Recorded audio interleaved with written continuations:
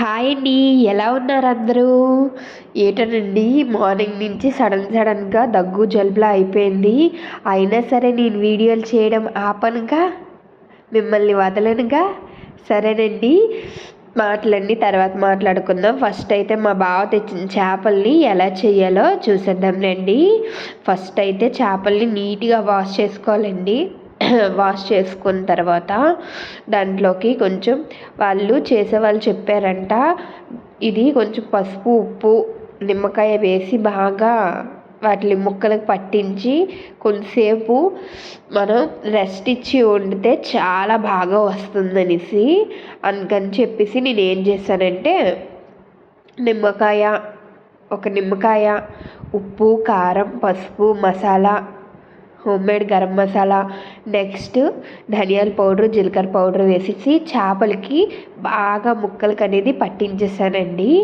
పట్టించేసి చేప అనేది చప్పగా ఉంటుందంట, మనకి అది లేకుండా ఉంటుందని ఇలాగైతే ముక్కలు పట్టించేసి కొంచెంసేపు అనేది ఒక 2 అవర్స్ 3 అవర్స్ రెస్ట్ ఇచ్చామంటే బాగా వస్తాయంట చేపలు అనేవి.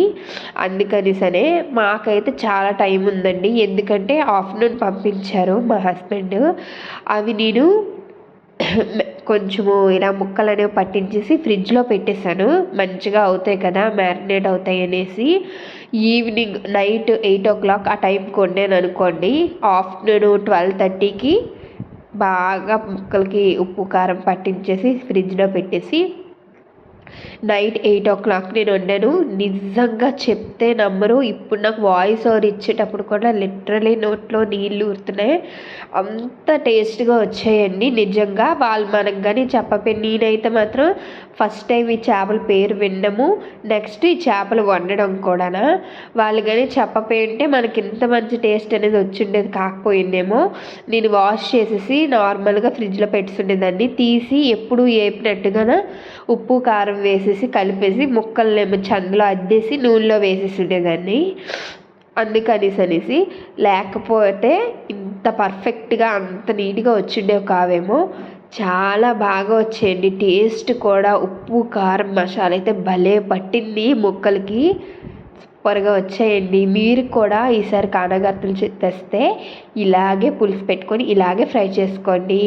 అయిపోయింది కదా, చూడండి చింతపండు అయితే నానబెట్టుకోవాలి. చూడండి మన 7 hours తర్వాత నానబెట్టిన ఫిషెస్ చూడండి ఎంత బాగా వచ్చాయో, నిజంగా బాగా ఊరేయండి.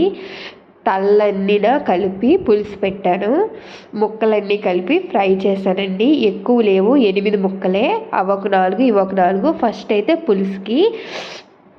ఫస్ట్ అయితే మనం ప్యాన్ పెట్టుకొని కొంచెం ఆయిల్ హీట్ చేసుకొని ఆవాలు, జీలకర్ర, ఉల్లిపాయ, కరివేపాకు వేసుకొని బాగా ఫ్రై చేసుకోవాలండి. ఫ్రై చేసుకున్న తర్వాత కొంచెం సాల్ట్, కొంచెం పసుపు, కొంచెం కారం, కొంచెం మసాలా అన్నీ వేసేసి బాగా ఫ్రై చేసుకోవాలండి.